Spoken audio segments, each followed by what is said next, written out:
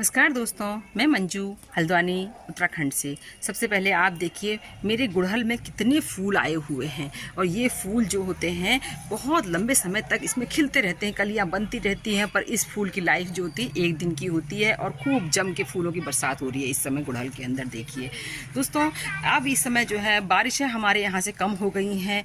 कई कई जगहों पर तो बारिशें बिल्कुल बंद हो गई हैं या बारिशें होती भी हैं तो कम होती हैं पहले की अपेक्षा। तो अब हमने अपने प्लांट पर जो बहुत ज़रूरी काम है वो करना है ज़रूरी। इस समय बेसिक काम होता है दोस्तों अपने प्लांट को फर्टिलाइजर करना। अपने पॉट में लगे हुए प्लांट की विशेष केयर होती है इस समय, क्योंकि बारिशें बंद होने के बाद, बारिश का आपने देखा होगा बारिश होने तक तो हमारे पौधे खूब हरे भरे दिखाई देते हैं, पर जैसे ही बारिशें ख़त्म होती हैं, कम होती हैं, तो प्लांट जो होते हैं अपने पत्तियाँ कई बार गिराने लग जाते हैं। इसके कई कारण होते हैं दोस्तों। एक तो प्लांट बारिश के पानी में खूब न्यूट्रिशन होते हैं, तो वो बारिश का पानी जब मिलता रहता है तब तो प्लांट अच्छे हरे भरे रहते हैं, और जैसे ही बारिशें बंद हो जाती है तो वो न्यूट्रिशन प्लांट को मिलने कम हो जाते हैं, जिनको कि हम बाहरी रूप से अब प्लांट को देंगे। दूसरा दोस्तों, पत्तियों गिराने के कई कारण होते हैं। एक तो जो प्लांट पर जो इस समय जब बारिशें होती हैं तो खूब सारे इसके अंदर पत्तियां आती हैं। जब प्लांट ओवरलोड हो जाते हैं तो खुद ब खुद नेचर का नियम भी होता है कि एक्स्ट्रा लीफ को गिरा के पतझड़ के रूप में कराते हैं। तो पर ये अगर ऊपर की पत्तियां गिर रही हैं तो टेंशन की बात है, प्लांट नीचे की पत्तियां गिरा रहा है तो कोई टेंशन की बात नहीं होती है। फिर जो है हमारे बहुत समय से हमने प्लांट में जो है बारिशें लगातार होने से हमारे प्लांट पॉट में लगे होते हैं, तो उसमें पानी गिरते गिरते रहने से सारे न्यूट्रिशन बह जाते हैं। तो वो बहने के कारण जो है हमारे प्लांट की पत्तियां पीली होने लग जाती हैं। तो इसलिए इस समय 15 सितंबर से लेकर 15 अक्टूबर के मध्य ऐसा काम होता है कि जो हमें अपने परमानेंट प्लांट को फर्टिलाइजर करना बहुत ज़रूरी होता है। नहीं तो हमारे प्लांट की जो खूबसूरती है वो आगे ख़त्म होती है और प्लांट कई बार हमारे बेकार जैसे दिखने लगते हैं। प्लांट की खूबसूरती को मेंटेन रखने के लिए आपने ये काम 15 सितंबर से 15 अक्टूबर के मध्य अपने गार्डन में फर्टिलाइजर देने का काम परमानेंट प्लांट पर, पॉट में लगे प्लांट पर बहुत ज़रूरी करना चाहिए दोस्तों। इसके बाद आप अपने परमानेंट प्लांट को बाद में नवंबर के महीने में या लास्ट अक्टूबर में अगर फर्टिलाइजर करते भी हैं तो प्लांट जो है आपके उस फर्टिलाइजर को एक्सेप्ट नहीं करता है और वो प्लांट का कोई फ़ायदा नहीं करता है। वो प्लांट की जो सॉइल होती है उसके ऊपर एक लेयर जैसा बना देता है और वो आपको प्लांट में ग्रोथिंग दिखेगी। अभी आप दीजिए, आपका प्लांट बहुत तेज़ी से बढ़ जाएगा और ये आपके प्लांट के लिए बहुत एक अच्छा सा टॉनिक, अच्छा सा जो है एक खाने का काम करेगा। क्योंकि जब आपको भूख लगी हो तभी आपको कोई चीज़ मिले तब ज़्यादा फायदा होता है, तो इस चीज़ का ध्यान रखना है। तो दोस्तों मैं आपको बताती हूँ कि अभी आपने अपने प्लांट को क्या ज़रूरी खाना देना है। सबसे पहले दोस्तों ये देखिए, ये हमारी पुरानी खाद आप लीजिएगा। इसके जगह पर आप जो है ये काउडंग कंपोस्ट है, आपके पास ये नहीं है तो आप बर्मी कंपोस्ट भी ले सकते हैं। और जो भी पुरानी या घर की बनी कंपोस्ट में भी आपको काउडंग कंपोस्ट ज़रूर मिलानी चाहिए। जो घर में हम बनाते हैं जो गोबर होता है दोस्तों, उसके अंदर बहुत ज़्यादा कुछ ऐसी चीज़ें, ट्यूट्रिएंट, नाइट्रोजन ज़्यादा होता है जो हमारी घर की बनी हुई कंपोस्ट में नहीं होता है। घर की कंपोस्ट के साथ साथ गोबर की खाद को जरूर मिलाना चाहिए, वो और अच्छा फायदा मिलेगा। मैं ये नहीं कहती कि घर की कंपोस्ट से फायदा नहीं होता, पर जो गोबर की खाद को आप मिलाएंगे आपको और 4 गुना फायदा होगा।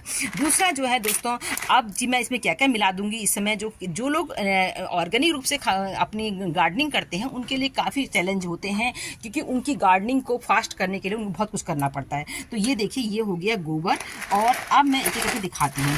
ये देखिए दोस्तों, ये है मेरा सरसों की खली, क्योंकि नाइट्रोजन तो हमको गोबर की खाद से मिलेगा। सरसों की खली में सारे माइक्रो न्यूट्रिएंट और जो है और भी ज़्यादा चीज़ें जो हमारे प्लांट्स को ज़रूरत होती है वो सब इसके अंदर होगा। तो ये चीज़ें भी बहुत ज़रूरी इस समय प्लांट को देना है। फिर देखिए दोस्तों, ये है हमारी जो मेरे घर के बना हुआ मिक्सर है। इसमें मेरे प्याज के छिक्कल, संतरे के छिलके, केले के छिलके, यानी जितने भी पील्स को मैं सुखा सकती थी वो सारे पील्स इसके अंदर मिले हुए हैं। तो ये बहुत अच्छा एक जो है हमारे प्लांट के लिए फर्टिलाइजर और खाना है। इसके बाद बेहद ज़रूरी चीज़ इस समय जो प्लांट को देना होता है वो नीम खली होती है। ये नीम खली मिला रखी है। नीम खली के बाद दोस्तों, नीम खली तो सभी जानते हैं निमेटोड्स के लिए, जो बरसात के बाद जो है फंगस ज़्यादा क्रिएट हो जाती है प्लांट में एक्स्ट्रा मॉइस्चर के, उससे प्लांट को बचाने के लिए बहुत ज़रूरी होती है। आपके सारे जो परमानेंट प्लांट हैं, फ्लावरिंग प्लांट और फॉलिएज प्लांट, सभी को ये जो फर्टिलाइजर आपने इस समय इसका मिक्सचर देना है। इसके बाद ये देखिए, ये जो है ये फंजीसाइड है।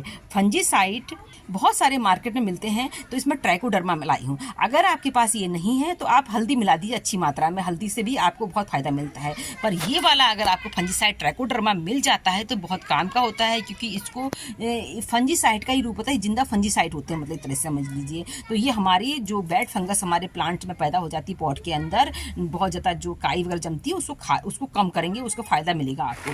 फिर देखिए दोस्तों, ये है एप्सम सॉल्ट। एप्सम सॉल्ट इसलिए ज़रूरी होता है कि आपके पत्तों को लस ग्रीन और आपकी जो फ्रूटिंग या फ्लावरिंग का जो प्लांट है उसमें ये इंक्रीज करेगा। तो ये सब चीज़ें अपने एक ऑर्गेनिक गार्डनिंग करने वाले को अपने प्लांट को ज़रूर देनी पड़ती है। तो ये सब चीज़ों को हम मिलाएंगे। दोस्तों ये देखिए, जो ऑर्गेनिक गार्डनिंग करते हैं उनको अगर बायोजाइम हो तो ज़रूर डालना चाहिए। ये ग्रेन्यूल्स के फॉर्म में आता है इस तरह, हमारे यहाँ 40 रुपये किलो मिलता है, हर जगह अलग अलग हिसाब से मिलता होगा। तो ये जो है काफ़ी अच्छा एक ऐसा, जैसे आप DAP डालते हैं, आप जो है NPK का इस्तेमाल नहीं करते, इसके अलावा और भी केमिकल फर्टिलाइज़र होते हैं, तो ये जो है स्लो रिलीज फर्टिलाइज़र होता है जो हमारी प्लांट्स की नीड के लिए बहुत आवश्यक बहुत ज़रूरी है। तो उनकी नीड्स को पूरा करता है, इसलिए इसको भी डालना अगर हो तो पॉसिबल ज़रूर करें। इसके अलावा हमारा देसी फंजीसाइड, इंसेक्टिसाइड, पेस्टिसाइड जो भी कहें, ये हमारा फर्टिलाइजर भी है। तो ये हमारा राख है। राख जितनी पुरानी हो सके आप उसको भी इस्तेमाल कर सकते हैं। तो 1 से 1.5 मुट्ठी राख और बायो एंजाइम अगर मिल जाए ज़रूर डालें। तो ये दोनों चीज़ें भी मैंने इसमें मिला दी हैं। ये देखिए दोस्तों, अब हमने एक बहुत अच्छी सी खाद जो है, खाना जो है हमारे पौधों के लिए तैयार कर दिया है। अब इसको हम अपने प्लांट्स की नीड्स के हिसाब से, प्लांट की जितनी ज़रूरत होगी उस हिसाब से हम प्लांट्स को देंगे।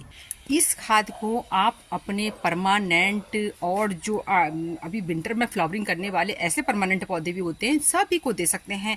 आप इनको फॉलेज वाले पौधों को भी दे सकते हैं, आप अपने फ्रूटिंग प्लांट को भी दे सकते हैं, फ्लावरिंग प्लांट को भी दे सकते हैं। तो सब पौधों के लिए बहुत अच्छा खाना है, जो इनको फरवरी मार्च तक इस सर्दियों को झेलने की हिम्मत भी देगा, ताकत देगा और इसकी इम्यूनिटी को बूस्ट करेगा। इस चीज़ का ध्यान रखिएगा, इसलिए ये सही समय है कि आप अपने पौधे को इस तरह का खाना दें। ये देखिए मेरे गुड़हल में कितना सुंदर फूल खिला है। उसके साथ साथ आपको मैं कलियाँ दिखाती हूँ। ये देखिए, तो ये जो है बहुत ढेरों, हर ब्रांच में कली बनी हुई है, और मैंने अभी वाइट फ्लावर तो आपको दिखाए ही थे। ये देखिए, सबसे पहले अपने नीचे के जो एरिया है इसकी हम गुड़ाई करेंगे। अपने प्लांटर की खूब गहरी गुड़ाई कर दीजिए, और उनमें से जो रूट्स कटती है इससे प्लांट को कोई नुकसान नहीं पड़ता है। एक घेरा जैसा अपने प्लांट पर बना दीजिए।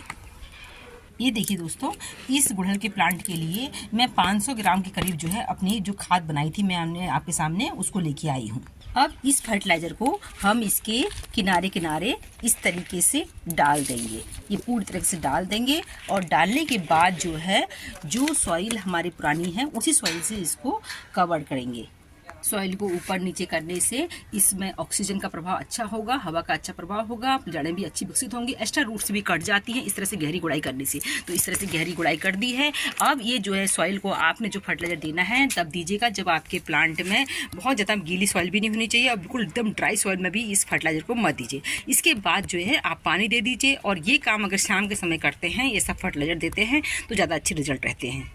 तो ये काम आप ज़रूर कर सकते हैं। ये काम आप जो है इस तरीके के बिनका के प्लांट में भी दीजिए, बस जो थोड़ा कम लगेगा इनमें। ये अलमंडा को भी दे सकते हैं, इसी तरह बोगनविलिया को भी दे सकते हैं, कनेर को भी दे सकते हैं। सबको जो ये प्लांट को जो है आप इस समय इस फर्टिलाइजर दीजिए, और बहुत अच्छी तरीके से इसको फिर इसको पानी दे दीजिए। आपके प्लांट जो है अच्छी ग्रोथ करेंगे, क्योंकि अब जो बाद में आप समय नवंबर के महीने में अगर ये खादें वगैरह देते हैं तब ये प्लांट एब्जॉर्ब नहीं करते, इसलिए ये काम अभी ज़रूरी है। उम्मीद करती हूँ आज की जानकारी आपको पसंद आई होगी। फिर मिलते हैं किसी दूसरे वीडियो में, तब तक के लिए नमस्कार, हैप्पी गार्डनिंग।